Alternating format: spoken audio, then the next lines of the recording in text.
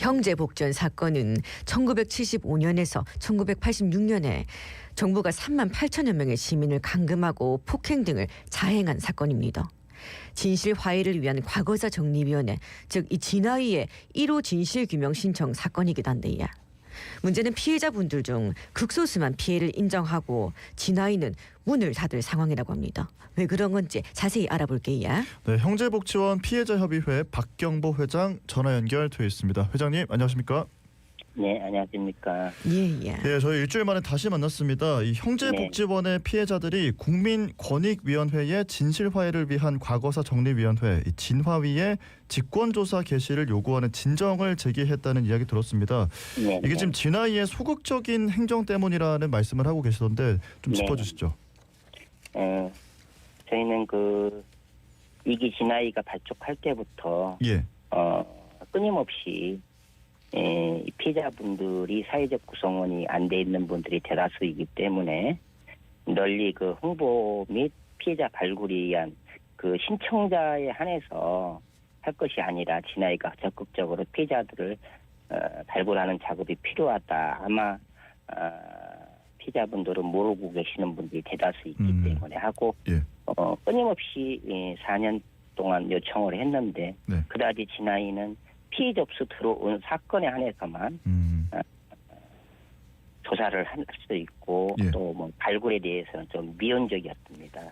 따라서 피해자분들이 진화위 2022년 12월 9일 피해 접수 끝나는 날까지 피해자가 약 700여 분 정도밖에 신청을 받지를 못했습니다. 예, 따라서 예. 3만 8천 명이나 되는 피해자분들이 지금 피해 구조를 지금 받지 못하는 상황이 이르렀습니다. 예. 그러니까 3만 8천여 명의 피해자가 있는데 그중에 신청한 피해자는 700여 명 정도 남짓이라는 말씀이신데 네. 아직까지 신청하지 않은 피해자가 많기 때문에 이런 부분에 대해서 소극적인 행정이다라고 이렇게 말씀하시는 거지. 네. 예. 근데 진화위가 역사적으로 중요한 사건으로 이 진실규명 사건에 대해서는 직권조사에 나설 수 있다라고 이렇게 알고 있는데 그래갖고 이 형제복전 사건에서 진화위 역할이 중요하지 않습니까? 네, 맞습니다. 예. 이에 대해서 좀 얘기를 해주시겠습니까? 진실화해 과거사 정리 기본법에 의하면은 다중 피해자분들이 있는 사건 또는 진화위 위원회에서 중대한 인권 침해가 있었다고 판단이 되면은 진실화해위원회 9명의 위원들이 정부나 국회를 통하지 않고 직권조사를 발동할 수 있습니다. 예. 저희가 지금 소송 중인 사건의 1심 판결이 나왔을 때, 예. 그 후에 불과 한 3개월 사이에 피해자분들이 300여 분 나왔고 재판이 계속 진행 중인 상황에서 달달이 한 40~50명씩 나오고 있는 상황이었습니다. 네네. 그건 바꿔 말하면은 피해자분들이 이거 해서 뭐해? 이거 또 우리 희망 고문만 당하는 거 아니냐 하고 소극적으로 있다가 법원의 판단이 1심이지만 나올 때 주로 많이 한 500여 분이 지금 나오고 있고 아마 저희 생각에는 피해자분들이 국가 대상을 수령할 단계 되면은 상당한 인원이 나올 거라고 판단됩니다. 네. 자, 형제복지원 사건은 2020년 12월에 출범한 진화위의 1호 진실규명 신청 사건입니다. 네. 그런데 진화위의 활동 기한 문제로 인해서 극소수의 피해만 인정을 하고 이게 문을 닫을 상황이 된다 이런 말씀을 하고 계시더라고요.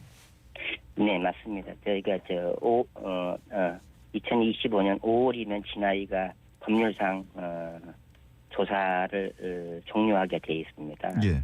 네, 이것은 상당한 모순입니다. 이 진화위의 이기 발족 취지와도 어긋난 것이고 진실화해 과거사 정리위원회라고 분명히 명시가 되어 있습니다. 과거사를 알고 이 진화위가 종결한다는 것은 진화위 이기에 발족한 취지와도 맞지 않고 형평성 우리가 말하는 보편적 형평성에도 이건 맞지가 않는다고 생각합니다. 그러니까 이게 2020년 12월에 출범해갖고 내년 5월까지 활동을 한다는 건데 그럼 4년 6개월 정도 활동을 하는 거지 않습니까? 그렇지? 네네. 이 활동 기한을 좀 더 연장할 수 있거나 그런 건 없습니까? 지금 국회에서 작년에 올 초부터 작년 말부터 올 초까지 약 한 8분의 의원분들이 진화입법 조사기간 연장 및 다른 그 어떤 피의자 구제에 대한 그 법률안을 지금 상정돼 있는데 소위에도 아직 그 상정이 안 돼 있습니다. 예. 그냥 발의만 된 상태고 지금 전국이 혼란하다는 그런 핑계로 이유로 예. 발의했던 의원들조차도 발의만 해놓고 소극적으로 손을 놓고 있는 걸로 알고 있습니다. 예. 자, 지금 뭐 계속 말씀을 해주셨습니다만은 이게 피해자들이 신청을 했을 때만 인정을 하고 피해자를 발굴하는 작업을 하지 않고 있다. 좀 소극적으로 이뤄지고 있다 이런 말씀이신데요. 그러면은 계속 이렇게 좀 뭐 1심 그리고 이런 시간이 좀 흘러가면서 그래도 신청하시는 분들이 조금씩 생긴다고 말씀하셨잖아요. 네. 지금 뭐 이 신청 기회를 놓치셨거나 진화의 자체를 모르거나 이런 분들은 얼마나 되는 겁니까, 규모가? 대략 지금 한 500여 분 지금 되는 걸로 알고 있고 예. 아직 그 500여 분 외에도 제가 듣기로는 아예 부산시에 등록도 못한 분들이 관망하고 계시는 분들이 한 200여 분 정도는 적게 되지 않나 싶습니다. 예. 그리고 그 형제복지원 그 자료집에 의하면은 그 상세한 주소 주민등록증 주민등록증 번호까지 나와 있는 피의자분들이 상당한 몇만 명에 이르러 있습니다. 네.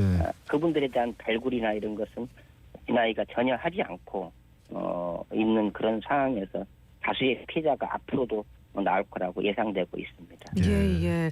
법원은 주로 이 진아이의 진실 규명 결정을 좀 주요 근거로 보고 피해를 인정해야 한다 뭐 이렇게 얘기가 있던데 그러면 진아이에서 사실 조사를 계속해야 되는 게 아닌가 싶어서 네. 이에 대해서 좀 이건 반 헌법적이고 그 헌법을 떠나서 이것은 그 보편적 그 평등에서 위배되는 상황이라고 저는 분명히 생각합니다. 저 개인적으로 또한 저희 본인 사건 3개 형님 동생 포함해서 아버지까지 해서 저희가 지금 무려 9개입니다. 저희 가족만 해도. 이렇듯이 이 피자분들은 다중 그 개인뿐만이 아니라 본인뿐만이 아니라 가족들도 상당한 그 동명 가족 관계에 있어서 수용된 분들이 많고 무엇보다도 이 피해자분들은 사회적 인지 능력이 많이 떨어지는 분들이 많이 계십니다.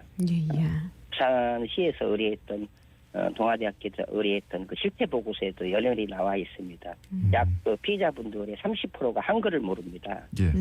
그리고 약 40%는 가족 구성원이 안 돼 있습니다.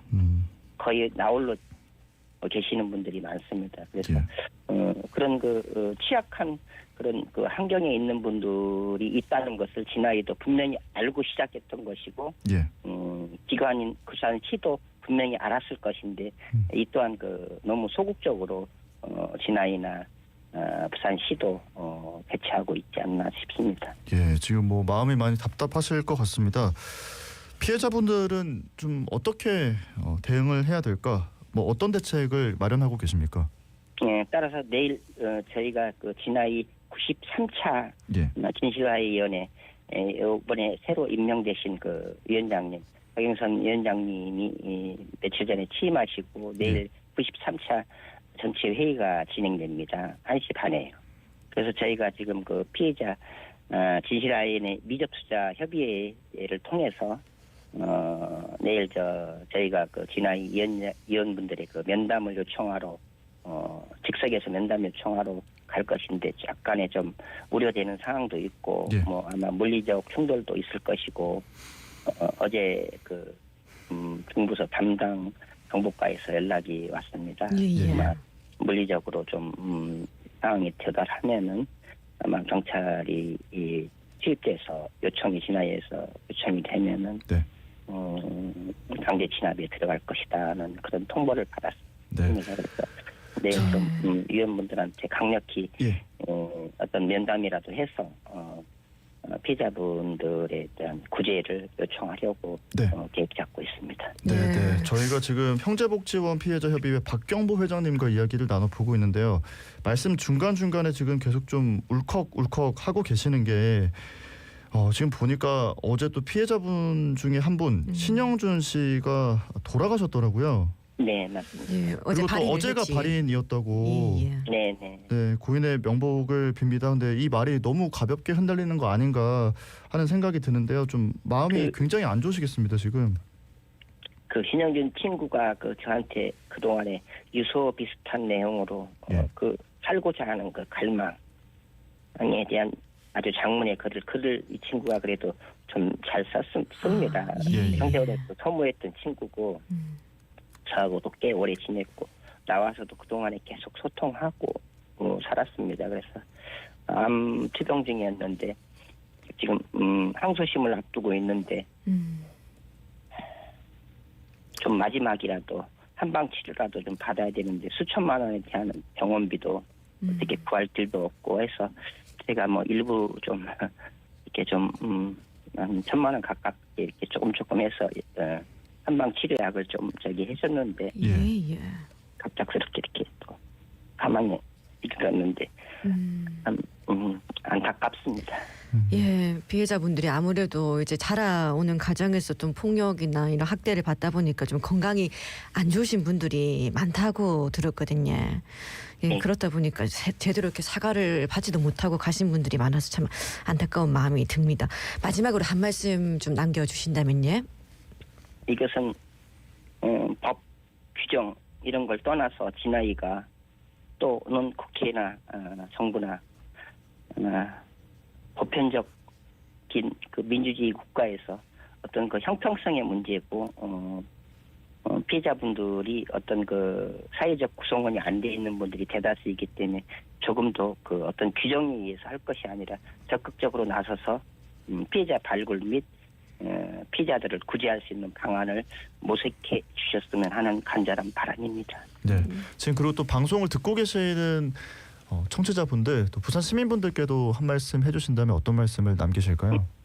이것은 그 피해자분들에 국한된 내 가족이고 내 자신일 수도 있었던 문제고 예. 또 앞으로도 이후에도 이러한 일이 생기지 않는다는 그런 법이 없지 않습니까? 그래서 예, 그치. 국민 여러분, 시민 여러분 널리 관심 가져주시고 남의 일이 아닌 내 가족과 내 본인이 이런 피해를 입을 수 있었던 문제고 또 앞으로도 내 후손들이 이런 일을 당할 수 있다는 것에 대해서 적극적인 지지와 성원을 부탁드리겠습니다. 네, 알겠습니다. 오늘 말씀은 여기까지 듣겠습니다. 고맙습니다. 고맙습니다. 네, 감사합니다. 네, 지금까지 형제복지원 피해자협의회 박경보 회장과 이야기 나눠봤습니다.